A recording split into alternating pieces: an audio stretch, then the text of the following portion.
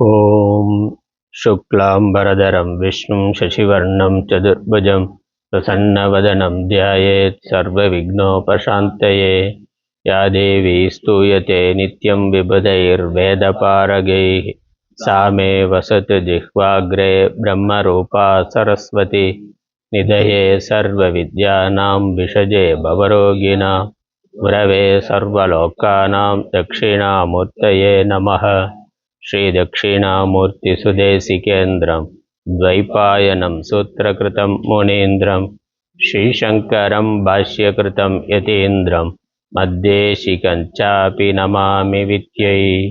ॐ सहनाववतु सहनौ भुनक्तु सह वीर्यं करवावहै तेजस्विनावधीतमस्तु मा विद्विषावहैः। ओम शांति शांति शांति।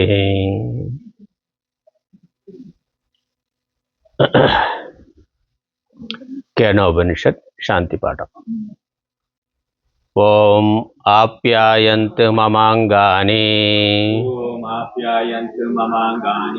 वाक्प्राणश्चक्षुश्रोत्रमतो बलमिन्द्रियाणि च सर्वाणि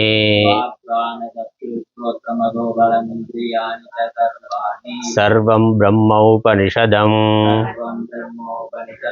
माहं ब्रह्म निराकुर्याम् मा ब्रह्म निराकरोत्। अनिराकरणमस्तु अनिराकरणं मे अस्तु तदात्मनि निरतेय उपनिषत्सु धर्मास्ते मयि सन्तु।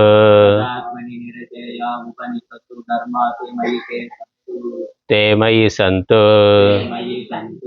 ओम शांति शांति शांति।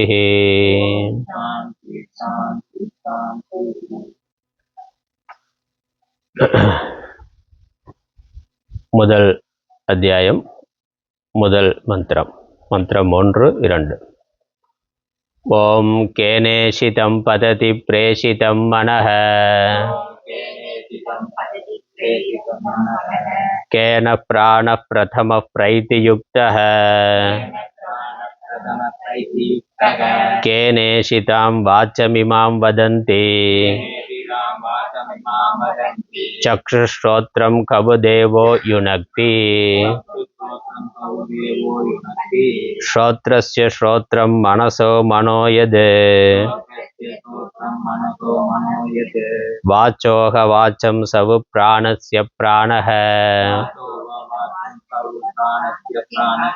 चक्षुषश्चक्षुरतिमुच्य धीराः प्रेत्यास्माल्लोकादमृता भवन्ति।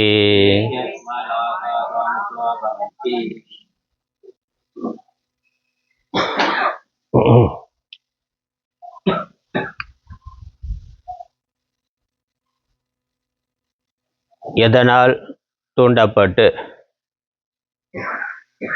மனமானது தன்னுடைய இந்திரிய விஷயங்களில் செல்லுகின்றது? அதை போலவே எந்த தேவனால் தூண்டப்பட்டு பிராணன், வாக்கு, கண்கள், காதுகள் இவைகள் தங்களுடைய விஷயங்களில் செல்லுகின்றன, தங்களுடைய செயல்களை செய்கின்றன. இது சிஷ்யனுடைய கேள்வி. அதற்கு குரு பதில் சொன்னார். அது காதுக்கு காதாகவும், மனதிற்கு மனதாகவும், வாக்குக்கு வாக்காகவும், பிராணனுக்கு பிராணனாகவும், கண்ணுக்கு கண்ணாகவும் இருக்கின்றது. இதற்கான விரிவான விளக்கம் பார்த்தோம். மனது முதலான இந்திரியங்கள் அவை அவற்றினுடைய வேலையை செய்ய காரணமாக வேறொன்று இருக்கின்றது.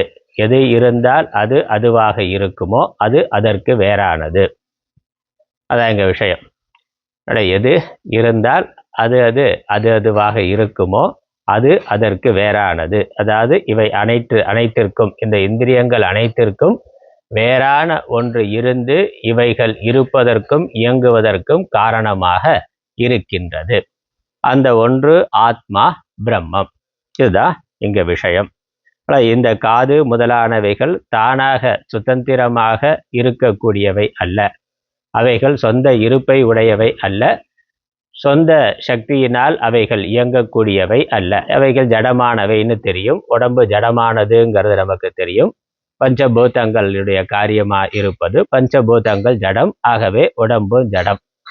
உடம்பு இருக்கிறது, உடம்பு இயங்கிறது, இரண்டிற்கும் காரணமாக வேறொன்று இருக்கின்றது. அந்த ஒன்று ஆத்மா. இந்த உடம்பே ஆத்மா அல்ல, உடம்புக்கு வேறாக ஒரு ஆத்மா இருக்கின்றது. இதான் சுருக்கமான விஷயம். சுருக்கமா சொன்னாக்கா, உடம்பே சுதந்திரமான இருப்புடையது அல்ல, சுதந்திரமான இயக்கம் உடையது அல்ல. தன்னுடைய இருப்பிற்கும் இயக்கத்திற்கும் வேறொரு சக்தியை, ஆற்றலை, ஞானத்தை, அறிவை காரணமாக கொண்டு இது இருக்கின்றது. அது இல்லை என்றால் இது இருக்காது. நம்ம உதாரணம் பார்த்தோம். இந்த மின் சாதனங்கள் அநேகம் இருக்கின்றன. அவைகளெல்லாம் இருப்பதற்கும் இயங்குவதற்கும் காரணமாக இருக்கிறது ஒரே சக்தி தான். மின் சாதனங்கள் வேற வேறையா இருக்கலாம், அதனுடைய வடிவம், அதனுடைய செயல்பாடுகள் வேறு வேறாக இருக்கலாம், ஒன்றுக்கொன்று நேர்முரணாகவும் இருக்கலாம். ஒன்றிலிருந்து குளிர்ச்சி வருது, ஒன்றிலிருந்து வெப்பமானது வருகின்றது. நேர் முரண்பட்ட தன்மையுடையதாக அந்த மின்சாதனங்கள் இருக்கின்றன. முரண்பட்ட செயல்பாடுகள் உடையவையாக அந்த மின்சாதனங்கள் இருக்கின்றன. ஆனால் அனைத்திற்கும் பின்னால் இருக்கக்கூடிய மின் சக்தியானது, மின்னாற்றலானது ஒன்றுதான். அது நேரடியாக விஷயம் ஆகக்கூடியது அல்ல. அதை நம்ம நேராக பார்த்து தெரிந்து கொள்ள முடியாது. அப்போ அந்த கருவிகளுடைய இயக்கத்தை வைத்து கொண்டுதான் அதை இயக்குகின்ற ஒரு சக்தியானது இருக்கின்றது என்று நாம் புரிந்து கொள்ளுகிறோம். நமக்கு தெரியும், அந்த கருவிகள் தானே சுதந்திரமாக செயல்படக்கூடியவை அல்ல. லைட்டு தானா எரியாது, ஃபேனு தானா ஓடாது. அப்போ அந்த லைட்டு ஃபேனை இயக்கக்கூடிய ஒரு ஆற்றலானது அதற்கு வேறாக இருக்கின்றது. அது அதிசூக்ஷ்மமானதாக இருக்கின்றது. அதான் விஷயம். ஸ்தூலமாக இருக்கிற நம்ம எடுத்து பார்த்துடலாம். அப்படி இல்லை, மின்னாற்றல், மின்சக்தியானது அதிநுட்பமாக அதிசூக்ஷ்மமானதாக நம்முடைய பொறிகளுக்கு நேரடியாக விளங்காததாக இருக்கின்றது. மின்சாரம் இல்லை என்றால் மின் விளக்கு இல்லை. மின்சாரம் இருக்கிறது இல்லை என்பதையே நம்ம எதன் மூலமா தெரிந்து கொள்ளுகிறோம்? மின் விளக்கை போட்டு பார்த்து அது ஒளிர்ந்தது என்றால் கரண்ட் இருக்கு, அது எரியவில்லை என்றால் கரண்ட் இல்லை என்று நாம் புரிந்து கொள்ளுகிறோம். அதே சமயம் சில சமயங்களில் கரண்ட் இருக்கும், ஆனால் லைட் எரியாதுன்னு. அப்போ என்ன அர்த்தம்? அது லைட்டில் கோளாறு, கரண்டோட கோளாறு இல்லை. அது பீஸ் போய் இருந்தாக்கா, அதில் பழுது இருந்தாக்கா, மின்சாரம் இருந்து கொண்டு இருக்கின்ற பொழுதும் அது வேலை செய்யாது. அப்படியும் நடக்கும். அப்படியும் நடக்கிறதுக்கு வாய்ப்பு உண்டு. அதையும் பார்க்கிறோம். அப்போ இந்த மின்சாரத்தினுடைய இருப்பை மின் சாதனத்தின் வழியாகத்தான் நாம் உணர்ந்து கொள்ள முடியும் ஒன்று. அப்புறம் இந்த மின்சாரமானது மின் சாதனத்திலிருந்து உற்பத்தி ஆவது அல்ல, அதனுடைய ஒரு பகுதியும் அல்ல, அதனுடைய உடைமையும் அல்ல, அதற்கு வேறான தனித்த சொந்தமான இருப்புடையது. இந்த மின்சாதனம் இல்லாமலே மின்சாரமானது இருக்கும். ஆனால் மின்சாரம் இல்லாமல் மின்சாதனமானது இல்லை. அது எவ்வளவு விலை மதிப்புடையதாக இருந்தாலும் அல்லது விலை மதிப்பற்றதாக இருந்தாலும் அதற்கு ஒரு மதிப்பும் இல்லை. எப்போ மின்சாரமானது இல்லை என்றால். அதனால இந்த மின்சாதனங்களுடைய இருப்பும் இயக்கமும் அதற்கு ஆதாரமான வேறொன்றை அடிப்படையாக கொண்டது. அதை போல நம்முடைய உடல். இந்த உடம்புக்கு வேறாக ஆத்மாவானது இருக்கின்றது. அது உடம்பினுடைய ஒரு பகுதியும் அல்ல, உடம்பிலிருந்து உற்பத்தி ஆவதும் அல்ல, உடம்பினுடைய உடைமையும் அல்ல. உடலுக்கு வேறான தனித்த சொந்தமான இருப்புடையது அது. அதுக்கப்புறம் இந்த உடலானது அந்த ஆத்மாவை சார்ந்து இருக்கின்றதே அன்றி ஆத்மா உடலை சார்ந்து இருப்பது இல்லை. உடம்பு இருக்கிறதுக்கு ஆத்மா வேணும், ஆனால் ஆத்மா இருப்பதற்கு உடல் தேவை இல்லை. உடல் தோன்றுவதற்கு முன்னாடியும் ஆத்மா இருக்கு, உடல் இருக்கின்ற பொழுதும் இருக்கின்றது, உடல் அழிந்த பிறகும் இருக்கும். ஆத்மா நித்தியமானது, உடல் அனித்தியமானது. உடலில் தற்காலிகமாக உயிர் வந்து போகிறது என்பது இல்லை. நம்ம சாதாரணமாக அப்படித்தான் நினைக்கிறோம். உடம்புல உயிர் வந்து போகுதுன்னு. உயிரில் உடம்பு வந்து போகின்றது. உயிர்தான் தான் விரும்பி உடலை எடுக்கின்றது. ஆத்மா தான் விரும்பி உடலை எடுக்கின்றது. பகவத்கீதையில நல்ல உதாரணங்களோட சொல்றார்.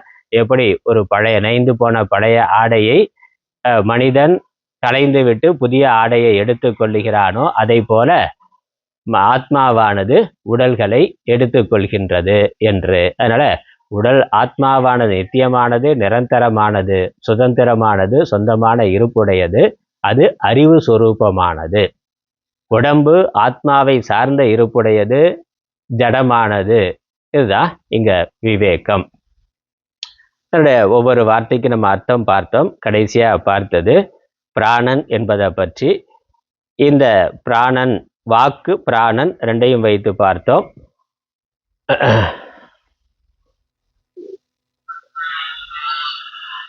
பிராணஸ்ய பிரதமக பிரைத்தியுக்தக வாச்சம் இமம் வதந்தி கேனேஷிதாம் வாச்சம் இமாம் வாச்சம் வதந்தி. இந்த வாச்சம்ங்கிறத வாக்கு என்று எடுத்துக்கொள்ள வேண்டும்னு பார்த்தோம். அதுக்கப்புறம் பிராணன் என்பதை என்பதற்கு ஒரு பூர்வபக்ஷம் வருது. அதுதான் நம்ம இப்ப பார்க்க வேண்டியது. பக்கம் 18வது பக்கம். 18வது பக்கத்துல நான் சம்ஸ்கிருதத்துல இருக்கிறத முதல்ல சொல்றேன். அதுக்கப்புறம் தமிழ்ல எந்த வரின்னு சொல்றேன். ஸ்ரோத்ராதி இந்திரிய பிரஸ்தாவே கிராணஸ்ய ஏவ கிரகணம் யுக்தம் நது பிராணஸ்ய. இங்க ஒரு கேள்வி. இந்த ஸ்லோகத்துல பார்த்தா ஸ்ரோத்திரம் இருக்கு, மனசு இருக்கு, வாக்கு வாச்சோக வாச்சம், அதுக்கப்புறம் பிராணஸ்ய பிராணகன்னு வருது. இந்த வாச்சம் என்பதை வாக்கு என்று எடுத்துக்கொள்ள. வாச்சம் அப்படிங்கிறதுக்கு அர்த்தம் வாக்கை. வாக்கைங்கிறது இங்க பொருந்தாது. அதனால வாக்கு என்று எடுத்துக்கொள்ள வேண்டும். வாக்குக்கும் வாக்காக அது இருப்பது என்று எடுத்துக்கொள்ள வேண்டும். அதற்கு அடுத்து இருக்கக்கூடிய வாக்கியம் பிராணஸ்ய பிராணக. இங்க கேள்வி என்ன என்றால், ஸ்ரோத்திரம் காது சொல்லப்பட்டிருக்கு, வாக்கு சொல்லப்பட்டிருக்கு, அடுத்த ரெடியில கண்கள் சொல்லப்பட்டிருக்கின்றன. அப்ப கண்ணு, காது, வாக்கு இவைகளை சொன்னா அதோட தொடர்ச்சியா வர்றது மூக்கு தானே. அதனால இந்த பிராணன்கிறதுக்கு மூக்கு என்று ஏன் அர்த்தம் எடுத்துக்கொள்ளக்கூடாது? ஏன்னா பிராணன்கிறதுக்கு பொதுவாக 2 அர்த்தம். முக்கியமான அர்த்தம் பிராணசக்தி, காற்று, வாயு, பிராணன் என்பதுதான். அதே சமயம் இந்த பிராணன் என்பது வேற உபனிஷத்துக்கல்ல, நாசி மூக்கு என்ற கிராணம் என்ற இந்திரியத்திற்கான பெயராகவும் பயன்படுத்தப்பட்டிருக்கின்றது. அதனால பிராணன்கிறது பிராண சக்தியையும் குறிக்கின்றது, மூக்கு என்பதையும் குறிப்பதா மந்திரங்கள் இருக்கின்றன. ஏன்னா நமக்கு என்ன சாதாரணமாக பிராணன் இருக்கா இல்லையான்னு என்னன்னா மூக்கில் தான் பார்க்குறோம். இல்லை, பிராணன் மூச்சு வந்து போகிறதுங்கிறது நாசி வழியாத்தான் உணரப்படுகிறது. ஆள் போயிட்டாரா இருக்காரா இல்லையான்னா மூக்கில் கையை வச்சு பாருங்க. அப்போ அதன் வழியாகத்தான் நம்மளால் உணரப்படுகிறது. அதனால பிராணன்கிறது மூக்கையும் குறிக்கும்னா. அதனால இங்கே கேள்வி என்ன கேட்கிறான்னா, காது, கண்ணு, வாக்கு இதெல்லாம் சொல்லி இருக்கிறதுனால அப்போ அதோட சம்பந்தமுடையது மூக்கு தானே. அதனால பிராணன்கிறதுக்கு பிராணன்கிற பிராண சக்தியா எடுத்துக்கொள்ளாம மூக்கு என்று ஏன் அர்த்தம் எடுத்துக்கொள்ளக்கூடாது? அப்படி சொல்லலாமே. அது 4 சொல்லி இருக்குன்னா மிச்சம் இருக்க 5வதையும் அதோட சேர்த்து எடுத்துக்கொள்ளணுங்கிறது தான் தனி. அதனால தனியா பிராணன்னு பிராண சக்தியா குறிக்காம மூக்கு, நாசி என்று ஏன் எடுத்துக்கொள்ளக்கூடாது? இது கேள்வி. இதற்கு ஆச்சாரியர் பதில் சொல்றாரு, இந்த பிராணன்னு சொல்லிட்டாலே அதற்குள்ள மூக்குங்கிறதும் வந்து விடும்னா. ஏன்னா பிராண சப்தத்துக்கு 2 அர்த்தமும் இருக்கு. மூக்குங்கிற அர்த்தமும் இருக்கு, பிராணன்கிற அர்த்தமும் இருக்கு. அதனால நம்ம பிராணனாகவே எடுத்துக்கொள்ளலாம். ஏன்னா மற்ற இந்திரியங்கள் சொல்றதுனால உபலட்சணமா மூக்குங்கிறதையும் எடுத்துக்கொள்ளலாம். அது தனியா சொல்லணுங்கிறது இல்லை. அது மட்டும் இல்ல, இந்த இந்திரியங்கள் மட்டும் இல்ல, பிராணனுடைய இயக்கத்திற்கும் ஆத்மாதான் காரணமாக இருக்கின்றது. அதனால அதையும் சாஸ்திரம் குறிக்கிறது என்று நம்ம புரிந்து கொள்வதற்கு பிராணன் என்பதை பிராணன் என்றும், மூக்கு பிராணன்னு சொன்னாலே மூக்கு என்பதும் அதற்குள்ள அர்த்தம் வந்துவிடும். அப்படி விளக்கம் கொடுக்கிறார். அதான் இங்க அதற்கு அந்த கேள்விக்கான பதில். அந்த பதிலையும் படிச்சிடுறேன், அப்புறம் தமிழ்ல பார்க்கலாம். சத்யம் ஏவம் பிராண கிரகணேன ஏவது கிராண கிரகணம் கிருதம் ஏவ மன்யதே ஸ்ருதிஹி. ஸ்ருதி என்ன நினைக்குதுன்னா, மன்யதே ஸ்ருதினா ஸ்ருதி என்ன நினைக்குதுன்னா, பிராணனை பிராணன்னு சொல்றதன் மூலமே அதற்குள்ள மூக்கு இந்த கிராணம்ங்கிற இந்திரியமும் அடங்கி விடுவதாக சாஸ்திரம் நினைத்து சொல்லி இருக்கின்றது. அதனால நாசிங்கிறத தனியா சொல்லல, பிராணன்கிற சப்தத்திலேயே அதை சொல்லி விடுகின்றது. இந்த கேள்வி நம்ம 18வது பக்கத்துல இவ்விடத்திலுமே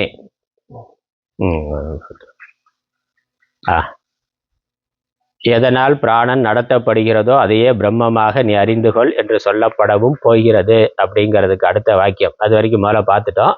கீழே இருந்து 1 2 3 4 5 6 7வது வாக்கியம். கீழே இருந்து 7வது லைன். ஸ்ரோத்ராதிகளான இந்திரியங்களை சொல்லத் தொடங்கிய இடத்தில் கிராண பிராணனை முக்கிய பிராணனை கிரகிப்பது பொருந்துமோ எனில் இதுவும் உண்மைதான். இது முக்கிய பிராணன் என்று தான் சொல்லணுமா? இதை ஏன் நாசி என்று சொல்லக்கூடாது என்று கேட்டால், பிராணனை கிரகித்ததினாலேயே முக்கிய பிராணனுடைய கிரகணமும் செய்யப்பட்டதாகவே ஆகிவிடுகிறது.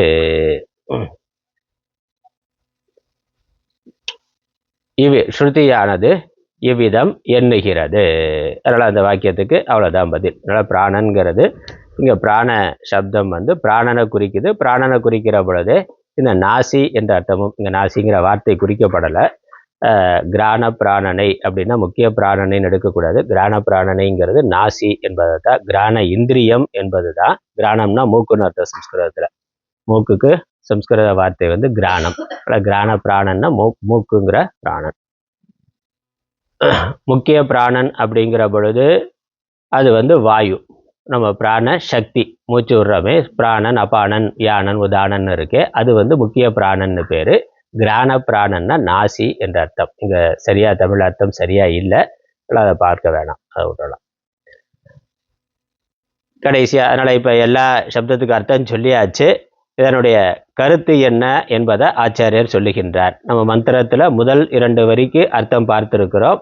இதனுடைய கருத்து என்னங்கிறத ஆச்சாரியர் தொகுத்து சொல்லுகின்றார். முதல் ஒரு வரி, 2 வரியில முதல் வரிக்கு மட்டும்தான் நம்ம இத்தனை நாள் அர்த்தம் பார்த்துருக்குறோம்.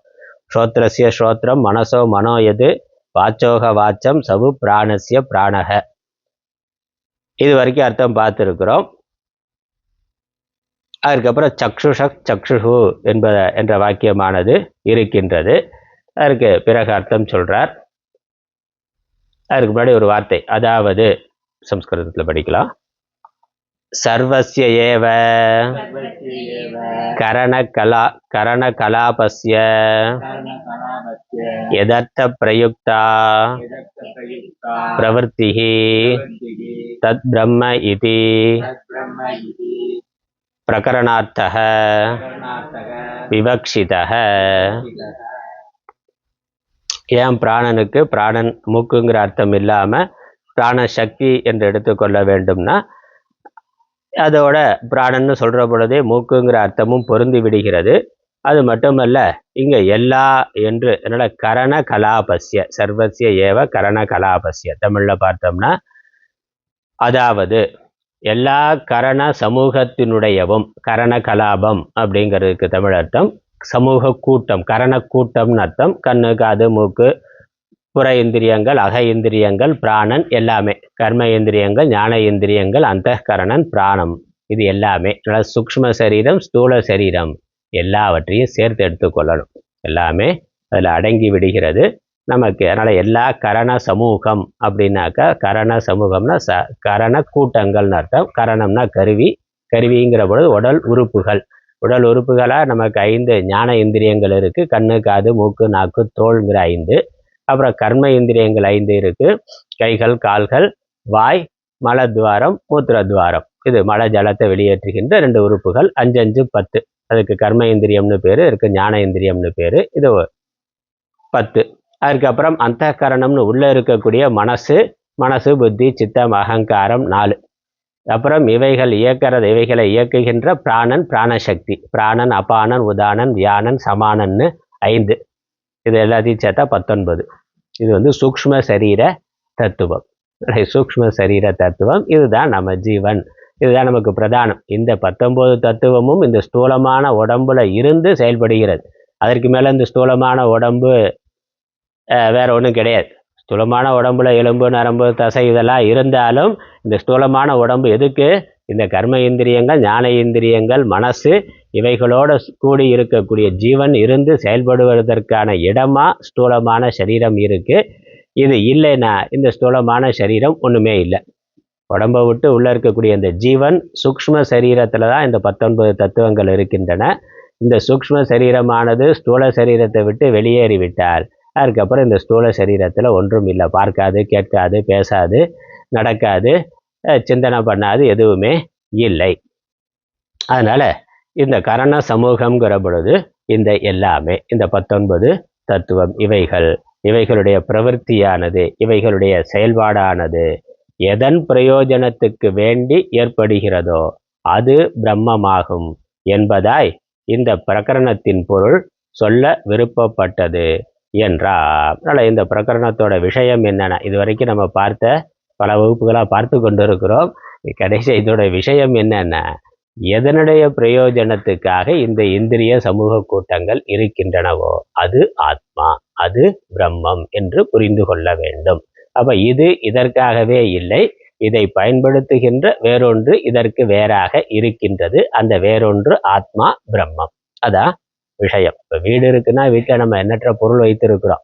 ஃபேனு, லைட்டு, மிக்சி, கிரைண்டரு, அப்புறம் காரு, பைக்கு, அதற்குள்ள சோஃபா, என்னென்னமோ வீட்டுக்குள்ள எண்ணற்ற பொருள் இருக்கு. இத்தனை பொருள் இருந்தாலும் அதை பயன்படுத்துகிற ஒரு ஜீவன், ஒரு அறிவுடைய ஒரு மனிதன் உள்ள இல்லைன்னா அந்த வீடு பயனற்றது. அவ்வளோதானே. வீட்டுக்குள்ள இருந்த ஆள் போயிட்டாருனாக்கா அவ்வளவு வசதிகள், பல கோடி மதிப்புடையது, பல கோடி மதிப்புடைய அத்தனை பொருள்கள் இருந்தாலும் அதெல்லாம் ஜட பொருள் தான். அது அதுக்காகவே இல்லை. ஃபேனு தானாக ஓடிக்காது, மிக்சிக்காகவே இல்லை, மிக்சியோ கிரைண்டரோ மற்ற ஏசியோ டிவியோ அது அதற்காக இல்லை. அது அதை பயன்படுத்துகின்ற வேறொரு ஜீவனுக்காக, வேறொரு அறிவுடைய மனிதனுக்காக, அதை உணரக்கூடிய பயன்படுத்த தெரிந்த ஒரு மனிதனுக்காக அதெல்லாம் இருக்க. மற்றபடி அந்த டிவிக்கே அதில் வரக்கூடிய ரசங்கள் எல்லாம் இருக்கே தெரியுமானா, அதில் வரக்கூடிய சந்தோஷம், மகிழ்ச்சி, துக்கம்லாம் டிவியை அனுபவிக்குமானா அது ஒன்றும் தெரியாது. அதற்கு அதை பற்றி எதுவுமே தெரியாது. அதில் என்ன ஓடுனாலும் அதை உட்கார்ந்து பார்க்கிறவனுக்கு தான் அது இருக்கு. அப்போ இவைகளெல்லாம் ஜட பொருள்கள். இதை பயன்படுத்துகின்ற ஒரு மனிதன் அதற்கு வேறாக இருப்பது போல இந்த உடம்பு இத்தனை கருவிகள் இருந்தாலும் இதோட மதிப்பு நமக்கு தெரியறதில்லை. வீட்டில் பல கோடி ரூபா மதிப்பு இருக்கிறத விட இந்த உடம்புல இருக்கக்கூடிய ஒவ்வொரு உறுப்பினுடைய மதிப்பு அதை விட விலை மதிப்பு இல்லாதது. வாங்க முடியாது. கண்ணு போச்சுனாலோ, காது போச்சுனாலோ, இல்லை உள்ளுறுப்புகள் ஏதாவது ஒன்று டேமேஜ் ஆச்சுன்னா நம்ம செயற்கையாக பண்ணாலும் அது இயற்கையாக இருக்கிற மாதிரி வராது. அதற்கே பல லட்சம் செலவு பண்ணுறோம். பல லட்சம் செலவு பண்ணி தான் அதை சரி பண்ணுறதுக்கு, உற்பத்தி பண்ணுறதுக்கு இல்லை, அதில் வரக்கூடிய சின்ன கோளாறை சரி பண்ணுறதுக்கு நமக்கு பல லட்ச ரூபா செலவாகுது. அப்போ அந்த பொருளோட மதிப்பு அதை விட அதிகமானது. ஆனால் அத்தனை மதிப்புடைய அந்த பொருள்கள் எல்லாம் இருந்தாலும் அதை பயன்படுத்துகின்ற ஆத்மாவானது, ஜீவனானது உள்ளே இல்லை என்றால் அதுக்கப்புறம் இதற்கு பயனானது இல்லை. அதனால் கண்ணோ காற்றோ அதில் ஏதோ அடைப்புனாக்க 4 லட்சம் 5 லட்சம் 10 லட்சம் 20 லட்சம் செலவு பண்ணி சரி பண்ணுறான். சரி பண்ணி வீட்டுக்கு வந்த உடனே ஆள் போய் சேர்ந்துறாருனா இப்போதான் ஒரு வாரம் தான்னா அப்பல்லோட போய் பார்த்து ஒரு 20 லட்ச ரூபா செலவு பண்ணினா வீட்டுக்கு வர்றதுக்குள்ளேயே வர்ற வழியிலேயே போயிட்டாருனாக்கா திரும்ப அவன்கிட்ட போய் கேட்க முடியாது. அவன் ஒன்றும் கேரண்டி எல்லாம் கொடுக்கறது இல்லை. இவ்வளோ லட்ச ரூபா செலவு பண்ணி பார்த்துட்டு போனோமேனா கேரண்டிலாம் கிடையாது. அது போனது தான். அப்போ அதை பயன்படுத்துகின்ற ஒரு ஜீவன், ஒரு ஆத்மா உள்ள இல்லைன்னா இவைகள் பயனற்றவை. எவ்வளவு விலை மதிப்புடையதா இருந்தாலும் அது பயனற்றது. அதுதான் இங்க புரிந்து கொள்ள வேண்டியது. அதனால அப்படி உடம்புக்கு வேறாக ஒன்று இருக்கிறதுங்கிறது தான் இங்க குரு சிஷ்யனுக்கு சொல்லுகின்ற உபதேசம். உடம்புக்கு வேற ஒன்று இருக்கு, அது பிரம்மம். உடம்புக்கு வேற ஒன்று இருக்கு, பலங்கிறதும் இல்லை. உடம்பே சுதந்திரமானது அல்ல, உடம்பை பயன்படுத்துகின்ற ஒன்று இருக்கு, ஒன்று தான் இருக்கு. அதையும் புரிந்து கொள்ளணும். கண்ணுக்கு பின்னாடி, காதுக்கு பின்னாடி, மூக்குக்கு பின்னாடி அனைத்து எண்ணற்ற உறுப்புகள் இருந்தாலும் உள்ள இருக்க ஆள் எத்தனை பேர்? ஒரே ஒரு ஆள் தான். ஒரு ஆள் தான் இவைகளை பயன்படுத்தி கொண்டு இருக்கிறார். இன்னும் அதற்கு அடுத்தபடியா இன்னும் பார்க்கணும் என்னன்னா, இந்த ஒரு உடம்புக்குள்ள ஒரு ஆள் அப்படின்னாக்கா இங்க பல உடல்கள் இருக்கு, பல ஆள் இருக்கானா? எல்லா உடல்களுக்குள்ளேயும் ஒரே ஆளு தாங்கிறதா சாஸ்திரம் சொல்றது.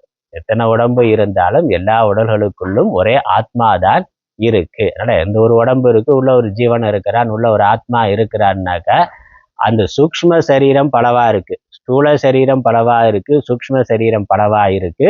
ஆனா அதற்கு பின்னாடி இருக்கக்கூடிய ஆத்மா எல்லா சரீரங்களிலும் ஒன்றாகத்தான் இருக்கின்றது.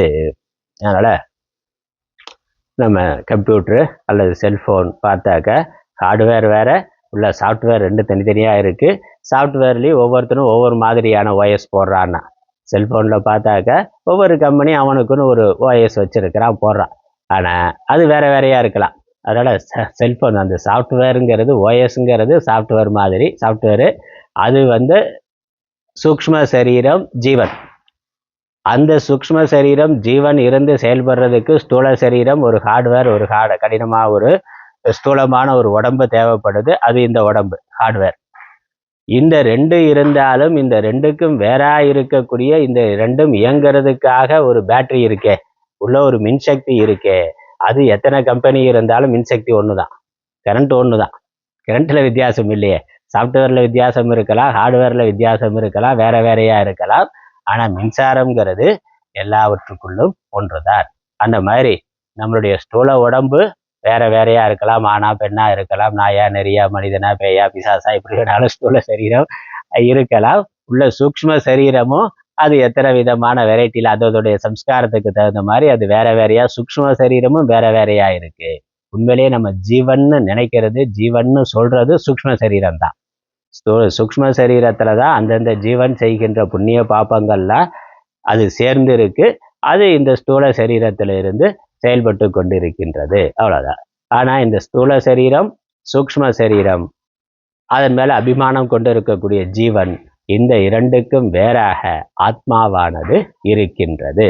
அந்த ஆத்மா எல்லா சரீரங்களுக்கும் ஒன்றுதான். அதனால அதுக்கு பிரம்மம்னு பேரு. அதனால பிரம்மம் என்பதாயின்னு வார்த்தை இங்க இருக்கு. பிரம்மம் ஆத்மானு உடம்புக்குள்ள சொல்ற பொழுது ஆத்மானு சொல்றோம். இந்த பிரபஞ்சத்துக்கே ஆதாரமான ஒரே சக்தின்னு சொல்ற பொழுது பிரம்மம்னு சொல்லுகின்றோம். அதனால பிரம்மம் ஆத்மா இரண்டும் ஒன்றுதான். அதனால தத் இதி பிரகரணார்த்தக விவக்ஷிதக, இதுதான் இந்த மந்திரத்தினுடைய அர்த்தம் என்று விவரிக்கப்படுகின்றது. அதுக்கப்புறம் அடுத்த வார்த்தை சக்ஷுஷக சக்ஷுகு, இந்த இன்னொரு வார்த்தை இருக்கு, அதுவும் இதோட சேர்த்து கொள்ள வேண்டியதுதான். அதுக்கு அர்த்தம் சொல்றார். ததா சக்ஷுஷக சக்ஷுகு சக்ஷுரூப பிரகாசகஸ்ய சக்ஷுஷக யத் ரூபக்ரஹண சாமர்த்தியம் தத் ஆத்ம சைதன்ய அதிஷ்டிதஸ்ய ஏவ அதஹ சக்ஷுஷக சக்ஷுஹு. எப்படி நம்ம ஸ்ரோத்ராதி ஸ்ரோத்திரம் பார்த்தோமோ அதே மாதிரி கண்ணுக்கு கண் அப்படின்னாக்க எந்த ஒன்று இருக்கிறதுனால கண்ணு கண்ணாக இருக்குமோ, கண்ணானது பார்க்குமோ, எந்த ஒன்று இல்லை என்றால் கண்ணானது பார்க்காதோ, கண் கண்ணாக இருக்காதோ, அந்த ஒன்று ஆத்ம சைத்தன்யம் என்று புரிந்து கொள்ள வேண்டும். அல்ல அவ்விதமே சக்ஷுஷக சக்ஷுகு, ரூபத்தை பிரகாசப்படுத்துகின்ற சக்ஷுவுக்கு கண்ணோட வேலை என்னது? தனக்கு முன்னாடி இருக்கக்கூடிய பொருளை, அதனுடைய வடிவத்தை காட்டுதல், அதனுடைய நிறத்தை காட்டுதல், அதான் கண்ணோட வேலை. அதான் சொல்றார், ரூபத்தை பிரகாசப்படுத்துகின்ற, ரூபத்தை காட்டுகின்ற. சக்ஷுசுக்கு அப்படின்னா கண்ணுக்கு. ரூபத்தை கிரகிக்கும் சாமர்த்தியம் யாது உண்டோ, அந்த கிரகிக்கக்கூடிய அந்த சாமர்த்தியம் அதற்கு எதனால் எப்படி வந்ததுன்னா அது ஆத்ம சைத்தன்யத்தினால் அதிஷ்டிதமாக உள்ளதுக்கே தான் சம்பவிக்கும். ஆத்ம சம்பந்தம் இருந்தால் தான் கண்ணானது பார்க்கும், காதானது கேட்கும். அதனால கண்ணுக்கும் அதுதான். அதனால கண் சுதந்திரமாகவே பார்க்கக்கூடியது அல்ல, ஆத்மாவினால் கண்ணானது பார்க்கின்றது, ஆத்ம சம்பந்தத்தினால் கண்ணானது பார்க்கின்றது. இப்படி முதல் வரி அர்த்தம் முடிஞ்சது. அடுத்த வாக்கியம், அதனால இது ஒரு வாக்கியம், இதோட ஒரு வாக்கியம் முடியுது. ஸ்ரோத்ரஸ்ய ஸ்ரோத்ரம் மனசோ மனோயது வாச்சோக வாச்சம் சவு பிராணஸ்ய பிராணக சக்ஷுஷக சக்ஷுஹு. இதற்கு அப்புறம் அடுத்த வரி அதிமுச்சிய தீராகா. பிரேத்திய அதிமுச்சிய தீராக பிரேத்திய அஸ்மாத் லோகாத் அமிர்தா பவந்தி. இது அடுத்த வாக்கியம். இது ஒரு தனி வாக்கியம். முதல்ல சொன்ன வாக்கியம் அதற்கு அர்த்தத்தை முடிச்சிட்டோம். இது தனி வாக்கியம். தீராக அதிமுச்சிய பிரேத்திய அஸ்மாத் லோகாத் பிரேத்திய அமிர்தாக பவந்தி. இதுவரைக்கும் சொல்லப்பட்ட ஒரு ஞானம். இந்த ஞானத்தை அடைகின்றவர்கள், இந்த ஞானத்தினால ஒருவனுக்கு கிடைக்கக்கூடிய பிரயோஜனம் என்ன? இதை தெரிந்து கொள்றதுனால, இந்த விவேகத்தினால, அல்லது இந்த ஆத்மா என்று ஒன்று இருக்கிறது, பிரம்மம் என்று ஒன்று இருக்கிறது என்று ஒருவன் தெரிந்து கொள்வதனால, முக்கியமா சிஷ்யனை தான் கேட்கிறான். சிஷ்யன் தானே அந்த கேள்வியை கேட்கிறான். அப்படி என்ன இருக்கு, எந்த தேவன் இருக்கிறான்னா அந்த தேவன் பிரம்மம்னு சொல்லிட்டார். அந்த பிரம்மத்தை ஒருவன் தெரிந்து கொள்வதனால் என்ன ஆகுது? தீராக தெரிந்து கொண்ட தீவன், தீரன்னா புத்திசாலின்னு அர்த்தம். அந்த தீராக புத்திசாலியானவன் அதிமுச்சிய விடுபட்டு, அப்புறம் பிரேத்திய அஸ்மாத் லோகாத் பிரேத்திய இந்த உலகத்திலிருந்து விடுபட்டு அமிர்தாக பவந்தி அமிர்தத்துவத்தை அடைகின்றான். அமிர்தத்துவம்னா பிறவாத நிலை, மீண்டும் மரணத்தை அடைவது இல்லை. இந்த சரீரத்தை விட்டு போன பிறகு மீண்டும் அவன் இறப்பது இல்லை, மரணத்தை அடைவது இல்லை. அப்படின்னா என்ன அர்த்தம்? மீண்டும் பிறப்பதில்லைன்னு, பிறந்ததானே இறக்கணும். ஆனால் அவன் மீண்டும் பிறவாத நிலையை அடைகின்றான், மோட்சத்தை வீடு பெற்றை அடைகின்றான், இறைநிலையை அல்லது பூர்ணத்துவத்தை அவன் அடைகின்றான். இது அந்த அடுத்த வரியோட கருத்து. இருக்கு ஆச்சாரியார் என்ன சொல்றார் அப்படிங்கிறத, பாஷ்யத்துல என்ன இருக்கு அப்படிங்கிறத பார்க்கலாம். பாஷ்யத்தோட அடுத்த வரி, பிரஷ்டுஹு பிருஷ்டஸ்ய அர்த்தஸ்ய ஞாதும் இஷ்டத்வாத் ஸ்ரோத்ராதேஹே ஸ்ரோத்ராதி லக்ஷணம் யதோக்தம் பிரம்ம ஞாத்வா இதி அத்யாஹ்ரியதே அமிர்தா பவந்தி இதி ஃபலஸ்ருதேஹே ச ஞானாத் ஹி அமிர்தத்வம் பிராப்யதே ஞாத்வா விமுச்யதே இதி சாமர்த்யாத் ஸ்ரோத்ராதிகரண கலாபம் உஜ்ஜித்ய ஸ்ரோத்ராதௌ ஹி ஆத்மபாவம் கிருத்வா தத் உபாதிஹி சன் தத் ஆத்மனா ஜாயதே மிரியதே சம்சரதி ச. இந்த இடத்துல முதல்ல இருக்கக்கூடிய வரிக்கும் இரண்டாவது இந்த பலன் சொல்லுகின்ற வரிக்கும் சம்பந்தமான வார்த்தை, சம்பந்தப்படுத்துகின்ற வார்த்தையானது மந்திரத்துல இல்லை.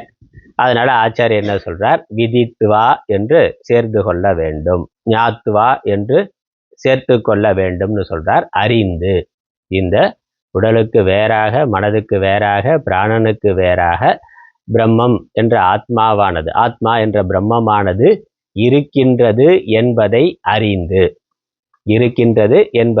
அறிந்து அந்த அறிதலினாலேயே, அந்த ஞானத்தினாலேயே ஒருவன் மோட்சத்தை அடைகின்றான். அதுக்கு தான் விளக்கம் கொடுக்கிறார். ஏன்னா அந்த ஞாத்துவாங்கிற வார்த்தை இங்க இல்லை, அறிந்து என்ற வார்த்தையானது மந்திரத்துல இல்லை. சிஷ்யன் கேள்வி கேட்கிறான். சிஷ்யன் கேள்வி கேட்கறது எதுக்கு கேட்குறான்? தெரிஞ்சுக்கணும்னு தானே கேட்குறான். இப்போ கேள்வி ஒருத்தர்கிட்ட கேள்வி கேட்குறாருனாக்கா அவருக்கு தெரியாத விஷயத்தை கேட்கிறார். இப்போ கேட்பவனுடைய நோக்கம் அதற்கான விடையை தெரிந்து கொள்ள வேண்டும் என்பது தான். அதுவும் குரு சிஷ்யன்னாக்கா என்ன, அது குரு சிஷ்யன்கிட்ட கேள்வி கேட்டால் சிஷ்யனுக்கு தெரியுதான்னு தெரிஞ்சுக்கிறதுக்காக கேட்குறார். சிஷ்யன் குருகிட்ட கேள்வி கேட்டார்னா அதுக்கு குரு தனக்கு தெரியாத ஒன்றை தெரிந்து கொள்ள வேண்டும் என்பதற்காக கேட்கிறார். இப்போ ஒரு அறிவை பெறுவதற்காக அவன் கேள்வி கேட்கிறார்.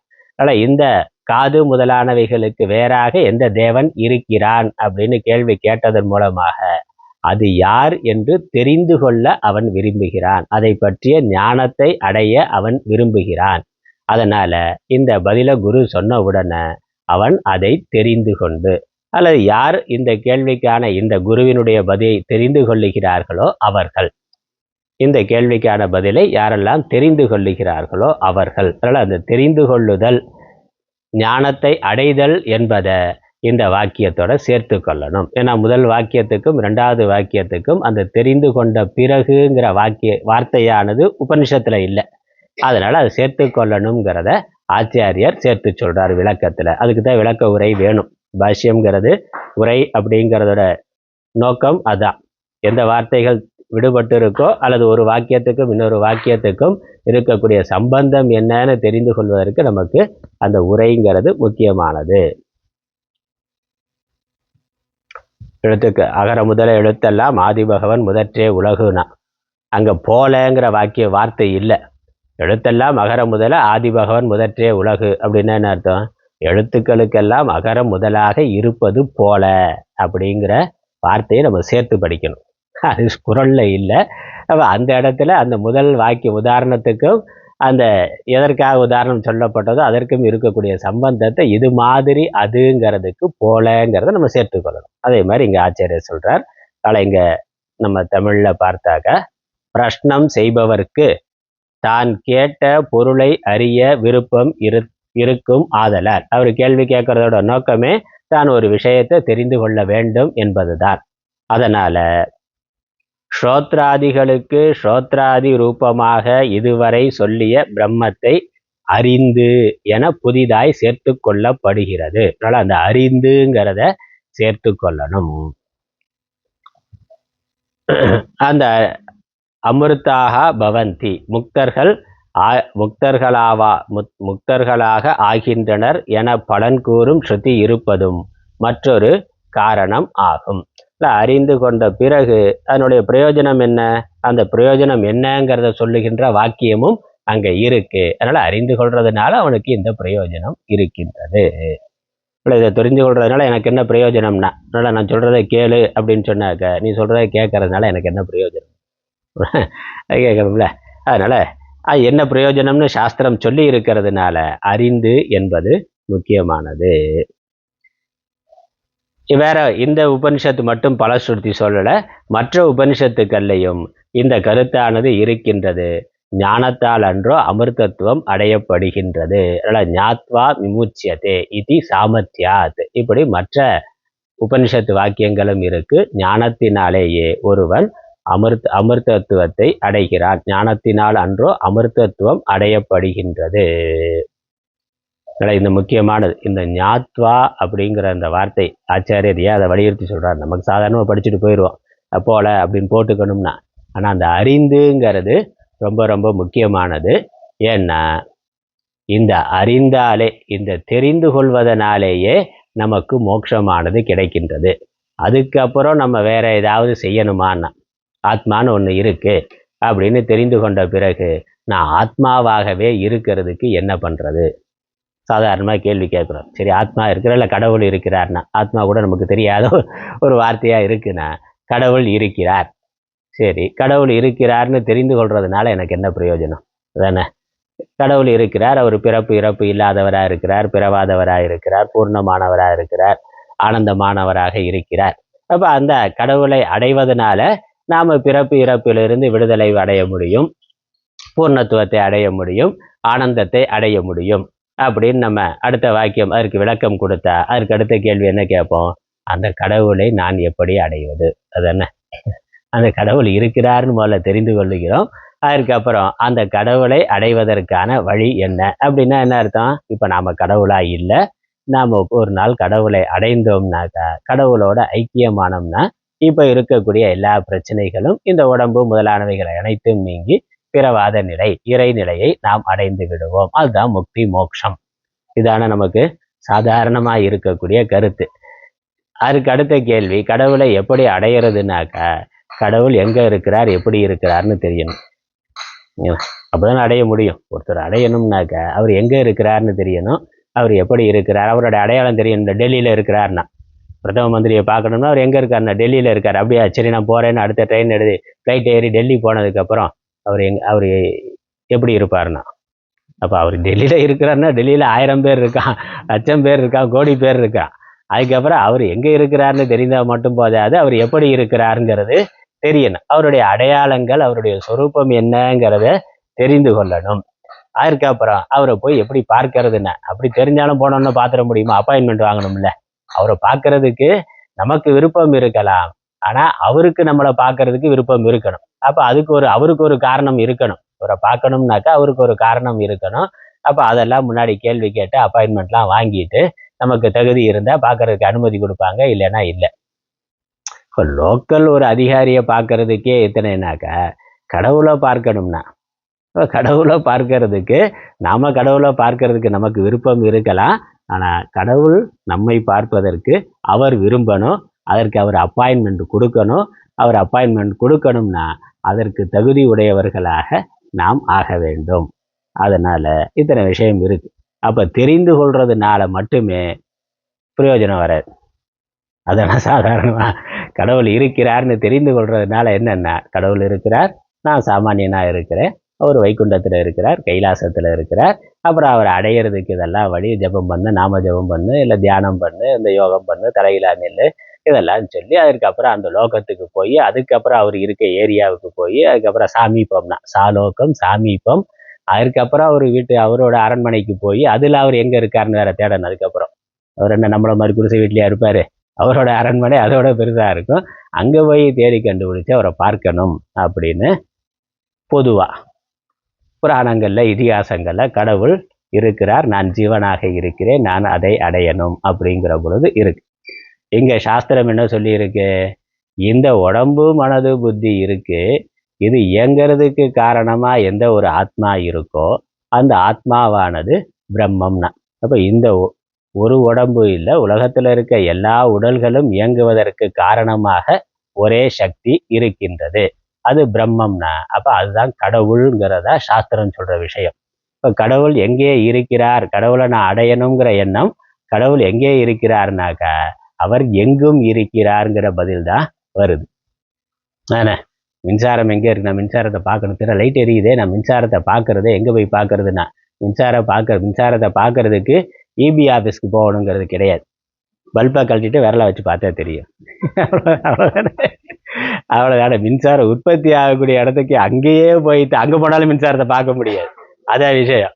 அந்த இபி ஆஃபீஸுக்கு பெரிய பெரிய டிரான்ஸ்ஃபார்மர் வச்சிருப்பாடே வழியே அங்கே போய் மின்சாரத்தை பார்க்க முடியாது.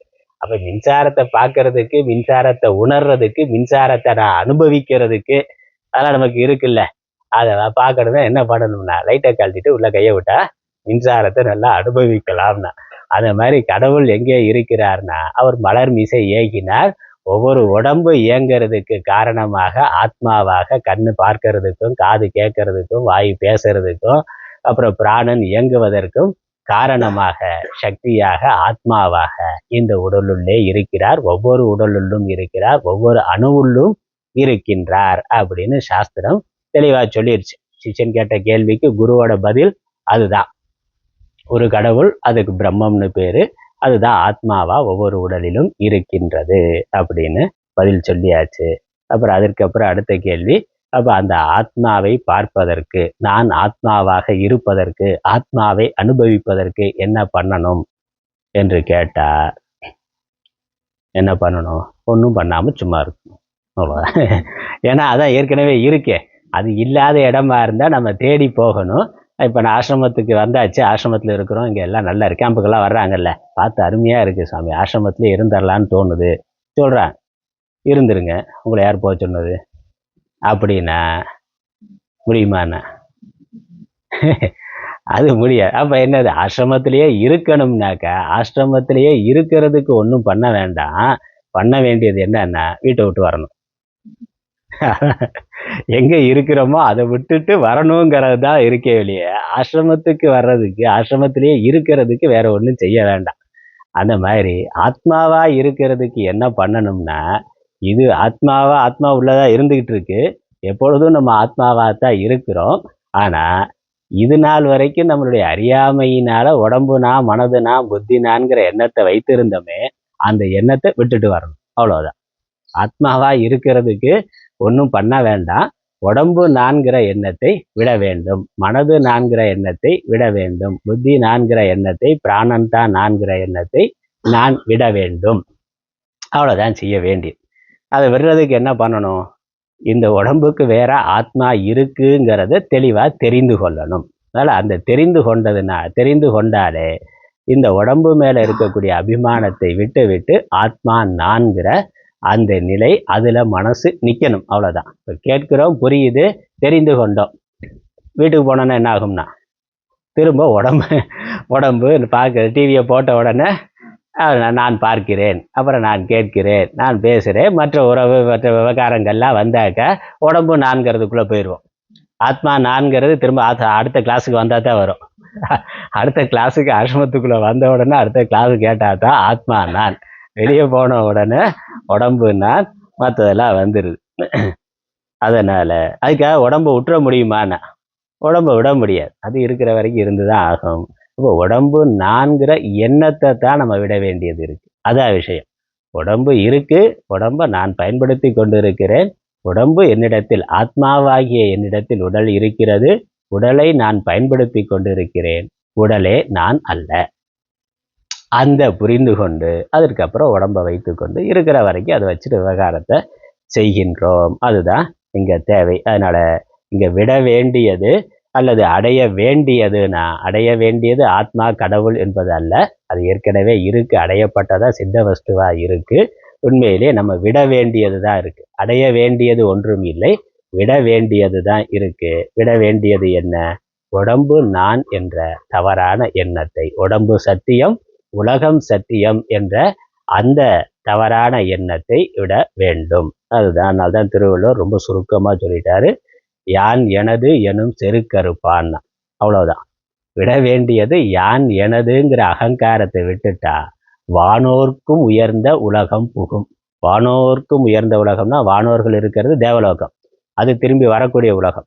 அதற்கு மேல திரும்பி வாராத உலகம் என்னது? மோட்சலோகம் தான். வானோர்க்கும் உயர்ந்த உலகம்னா மோட்சலோகம். அதான் கைலாசம் வைகுண்டம்னு சொல்றோம். பிரம்மலோகத்துக்கு போனா, தேவலோகத்துக்கு போனா திரும்பி வரணும். ஆனா கைலாசம் வைகுண்டம்ங்கிறது அது திரும்பி வாராத இடம், அங்க போயிட்டா. அதனால அந்த லோகம் அதுதான் மோட்சம்னு புராண இதிகாசத்துல கைலாசம் வைகுண்டம்னு சொல்லி இருக்கு. வேதாந்தத்துல அதை மோட்சம் என்று சொல்லுகின்றோம். அந்த மோட்சத்தை அவன் அடைவான். யார் அடைவான்? யான் எனது எனும் செருக்கு அறுப்பான். உடம்புடனுங்கிறதுல உடம்பு மேல இருக்கக்கூடிய நான் என்ற எண்ணத்தை விட்டுவிட்டவன். உடம்பு சத்தியம், உடம்புதான் நான் என்ற எண்ணத்தை விட்டு விடுகிறவன். அப்புறம் உடம்பை விடுற பொழுது, உடம்பு மேல இருக்கக்கூடிய அபிமானத்தை விடுற பொழுது அது கூட ஈஸியானது. இந்த உடம்புக்கு பக்கத்துல உடம்போட தொடர்புடைய உறவுகள் இருக்கே, அதன் மேல இருக்கக்கூடிய எனதுங்கிற அபிமானத்தை விட வேண்டும்.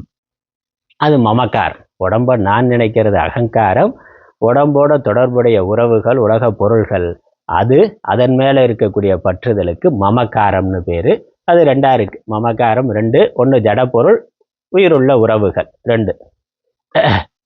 ரெண்டு மேல ரெண்டு அபிமானத்தையும் விட வேண்டும். அப்ப விட்டுட்டா எப்படி குடும்பத்தை நடத்துறதுன்னா, விட்டுட்டு குடும்பத்தை நடத்துங்க. உடம்பையே விட்டுட்டு உறவுகளை விட்டுட்டு சாமியாரா வரணும்னு சாஸ்திரம் சொல்லலை. அது வேற. அது அப்புறம் அது முடிந்தா வரலாம், இல்லைன்னா இல்லை, அது விஷயம் அல்ல. ஆனா விட்டுட்டு அங்கேயே இருக்கணும். அது இல்லை, அது நான் இல்லைன்னு புரிந்து கொண்டு அங்கேயே இருக்க வேண்டும் என்பதுதான்.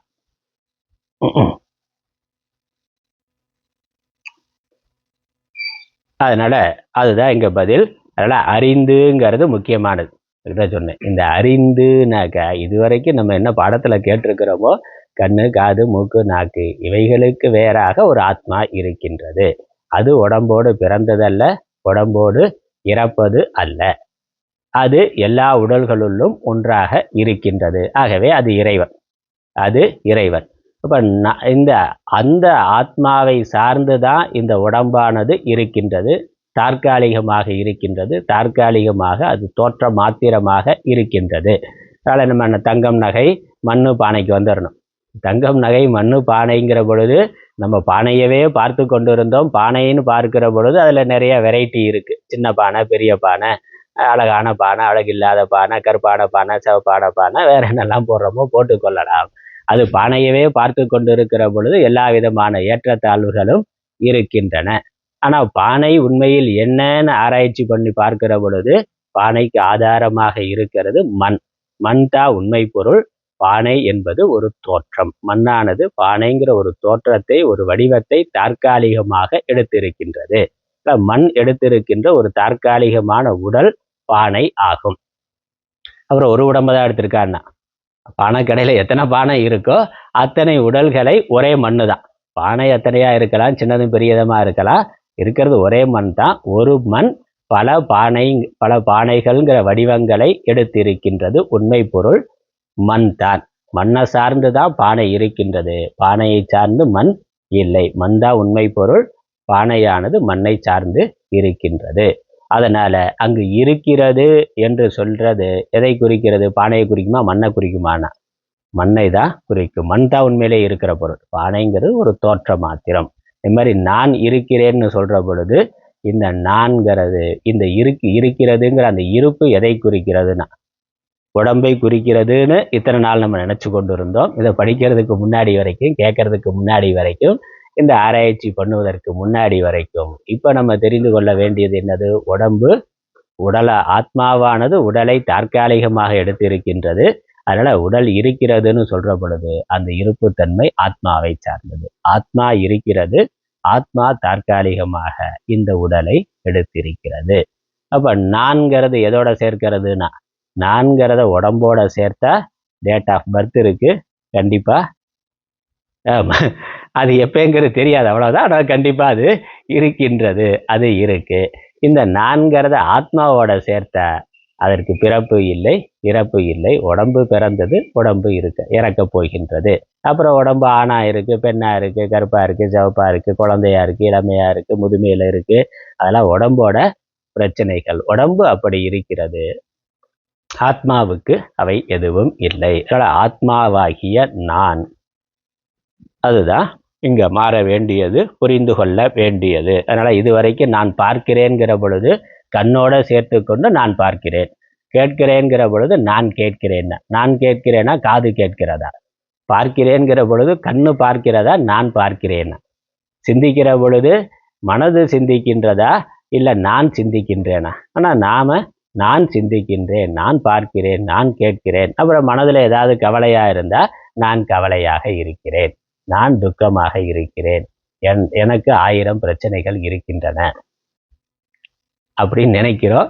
அப்ப என்னது? அந்த கண்ணோட, காதோட, மனதோட சேர்த்து கொண்டு அது நான் என்று வைத்து கொண்டு நம்ம அதை சொல்றோம். உண்மையிலேயே கண் பார்க்கிறது, காது கேட்கிறது, மனது சிந்திக்கின்றது, மனது கவலைப்படுகின்றது, மனதுக்கு 1000 பிரச்சனை இருக்கு, உடம்புக்கு 1000 பிரச்சனை இருக்கு. அது உடம்புக்கான பிரச்சனை, அது மனதிற்கான பிரச்சனை. நான் அவைகளை பார்த்து கொண்டிருப்பவன், அவைகளை பயன்படுத்தி கொண்டிருப்பவன். அவ்வளவுதான். அதனால பிரச்சனை சரியாயிருமானா? பிரச்சனை சரியாகாது. அது இருக்கிறது இருக்கும். அது முழங்கால் வலி இருக்கிறது இருக்கத்தான் செய்யும், தலைவலி இருக்கத்தான் செய்யும். அல்லது மற்ற உலக ரீதியா என்ன பிரச்சனைகள், பொருளாதார பிரச்சனையா இருக்கலாம், உறவுகள் ரீதியா இருக்க பிரச்சனைகள்லாம் இருக்கலாம். அதெல்லாம் இருக்கிறது இருக்கு. அது முடிஞ்ச வரைக்கும் சரி பண்றதுக்கு முயற்சி பண்ணலாம். சரி பண்ணலைன்னா அது பாட்டுக்கு இருந்துட்டு போகுது. அதோட வாழ பழகி கொள்ள வேண்டியதுதான். அதுவே நான் அப்படிங்கிற பொழுதுதான் அதிகமான துக்கம். நமக்கு துக்கத்துக்கு காரணம் பிரச்சனை அல்ல. பிரச்சனை என்னுடையது, பிரச்சனை நம்முடையது அப்படின்னு நம்ம நினைக்கிறது தான் பிரச்சனைக்கு காரணம், துன்பத்திற்கு காரணம். பிரச்சனை எல்லாருக்கும் இருக்கு, யாருக்கு தான் பிரச்சனை இல்லை? கஷ்டம் எல்லாருக்கும் இருக்கு, யாருக்கு கஷ்டம் இல்லை? எல்லாருக்கும் இருக்கு. ஆனா எந்த பிரச்சனையோட நம்மை ஐக்கியப்படுத்தி கொள்கிறோமோ அங்கதான் நமக்கு துக்கம் வருது. பிரச்சனைய வேடிக்கையா வேறா பார்க்க பழகுனா துக்கமானது இல்லை. தினம் 1000 பேர் செத்துக்கிட்டு இருக்கிறான், பார்த்துட்டு தான் இருக்கு. டிவியில் நியூஸ் வந்துக்கிட்டு தான் இருக்குது, பார்த்துக்கிட்டு தான் இருக்கும். அதுக்கெல்லாம் நம்ம கவலைப்படுறோமா, அழுகிறோமா, துக்கப்படுறோமா? இல்லையே. டீ சாப்பிட்டுட்டே, காஃபி சாப்பிட்டுட்டே, போண்டா பஜ்ஜி சாப்பிட்டுக்கிட்டே அதை பார்த்துக்கிட்டு இருக்கோம். 4 பேர் இது விபத்துலையோ இல்லை ஏதோ விதத்தில் எவனோ செத்தாடினாக்கா கவலை இல்லை, ஜாலியாக சந்தோஷமாக வேற பார்க்குறான். 2 பேர் அடிச்சுக்கிட்டாக்கா பார்க்கறதுக்கு, வேடிக்கையை பார்க்கறதுக்கு சந்தோஷமாக ஜாலியாக வேற இருக்குது. அதனால் யுக்ரைன் ரஷ்யா யுத்தமோ அல்லது காசா இஸ்ரேல் யுத்தமோ சண்டையாக நடக்கிற பொழுது வேடிக்கையாக தான், நல்லா தான் இருக்கு அப்படின்னு சொல்லி வேடிக்கையாக பார்த்துக்கிட்டு இருக்கிறோம். ஆனால் அந்த அமெரிக்காவில் நம்ம ஒரு ஆள் இருந்தான்னா அவனுக்கு என்ன ஆச்சுன்னா அடுத்த கேள்வி. நம்ம பையனோ அல்லது நம்ம பேரனோ இல்லை நம்ம வீட்டுக்காரரோ அல்லது நமக்கு சொந்தமான ஒரு உறவு இருந்தா அவருக்கு என்ன ஆச்சுன்னா அப்படிங்கிறத பார்க்கிறோம். அதுதான் துக்கம். அப்போ ஒரு சாவு நமக்கு துக்கம் அல்ல, அவர்கள் நமக்கு எந்த அளவுக்கு தொடர்புடையவர்கள்ங்கிறது தான் துக்கம். ரொம்ப நெருங்கின சொந்தமாக இருந்தால் துக்கம் அதிகம், கொஞ்சம் தூரத்து சொந்தமாக இருந்தால் துக்கம் குறைவு, எதிரியாக இருந்தால் துக்கம் இல்லை, அந்த அப்பாடா ஒளிஞ்சாண்டா அப்படின்னு ஒரு சந்தோஷம் வேற. அப்போ மரணம் நம்மளுடைய துக்கத்துக்கு காரணமா, அபிமானம் துக்கத்துக்கு காரணமானு? பற்று தானே.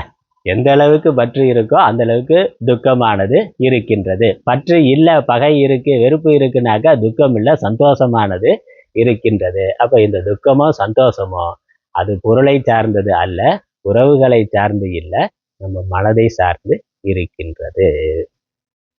அதுதான் நம்ம புரிந்து கொள்ள வேண்டியது.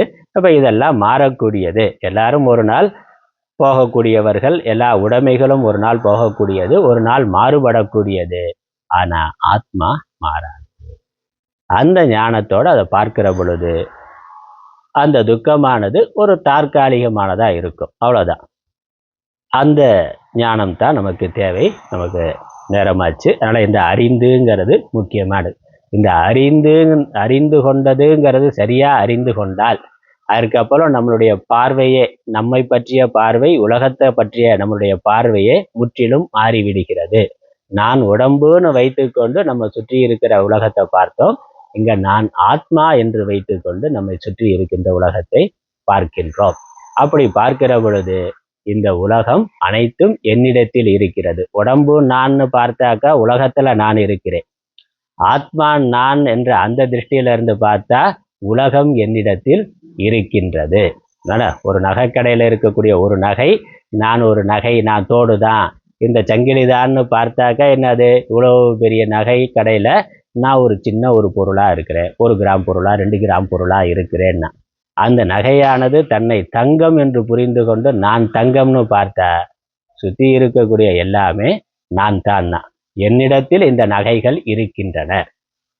மாறி ஆத்மாவாகிய என்னிடத்தில் இந்த உலகமானது இருக்கின்றது. அந்த புரிந்து கொள்ளுதல் இருந்தா அதுக்கப்புறம் உடல்களுடைய வருகை போதையை பற்றி நமக்கு கவலை இல்லை. அந்த ஞானம் தான் நமக்கு அமிர்தத்துவத்தை கொடுக்கின்றது. ஏன்னா ஆத்மா ஏற்கனவே அமிர்தமாக இருக்கின்றது, அது அழிவில்லாத இருக்கு. அதனால் சாவாமையை அடைதல் என்பது உடம்போடு அடைய முடியாது. உடம்பு கண்டிப்பாக ஒரு நாள் இறந்துதான் ஆகும். அழிவில்லாத ஆத்மாவை ஒருவன் புரிந்து கொள்ளுகின்ற பொழுது, அது நான் என்று மனதை அதிலேயே நிறுத்துகின்ற பொழுது அமிர்தத்துவத்தை அவன் அடைகின்றான். அதுல இவன் கலந்து விடுகிறான். அதனால இந்த நான் அப்படிங்கிற உடம்பு மேல இருக்கக்கூடிய அகங்காரம், அதை ஒட்டுன மமக்காரம், அதை விட்டு விட்டு ஆத்மா நான் என்றால் அதுதான் அமிர்தத்துவம். இந்த மனது அதிலேயே இருக்கிறதுக்கு என்ன பண்ணணும்? தொடர்ந்து பாடம் கேட்கணும். அது கேட்ட உடனே இப்ப புரியுது, நல்லா தான் இருக்குன்னா அது மனசுல அந்த புரிஞ்சது மறக்காம அறிந்துனாக்க, அதனால புரிஞ்சு போச்சுன்னா, சாமி அடிக்கடி சொல்லுவார், புரிஞ்சு போச்சுனாக்க புரிஞ்சு போச்சுன்னா, புரிஞ்சு போகக்கூடாது, புரிந்து இருக்க வேண்டும். புரிந்து இருக்க வேண்டும் என்றால் தொடர்ந்து கேட்டுக்கொண்டே இருக்க வேண்டும். அதனால இன்னும் இதுக்கப்புறம் எத்தனை உபனிஷத்து படித்தாலும் விஷயம் இதுதான். ஆனா அது என்ன பண்ணுது? இந்த புரிஞ்ச விஷயத்தை உறுதிப்படுத்துகின்றது. மனது உடம்பு மேல அபிமானம் கொள்ளாம, உலகத்து மேல, உறவுகள் மேல அதீதமான பற்று எதிர்பார்ப்பு கொள்ளாம ஆத்மா அப்படிங்கிறது மேல இருக்க செய்யும். அதுக்கு பேர் தான் நிதித்தியாசனம்னு பேரு, அபியாசம்னு பேரு, பயிற்சி. அதனால தொடர்ந்து பயிற்சி பண்ற பொழுது அந்த ஞானமானது நிலை பெறும். அந்த ஞானம் நிலை பெற்றா அதுதான் விடுதலை. அந்த விடுதலை எப்படி இருக்கும் அப்படிங்கிறத தான் இந்த அடுத்த 2 வரி சொல்லுகின்றது. அதை நம்ம அடுத்த வகுப்புல பார்க்கலாம், அடுத்த வாரம் பார்க்கலாம். ஓம் ஈஸ்வரோ குருராத்மேதி மூர்த்தி பேத விபாகினே व्योमवत्याप्तदेहाय दक्षिणामूर्तये नमः. ओम पूर्णमदः पूर्णमिदं पूर्णात् पूर्णमुदच्यते पूर्णस्य पूर्णमादाय पूर्णमेवावशिष्यते. ओम शांति शांति शांति. हरि ओम.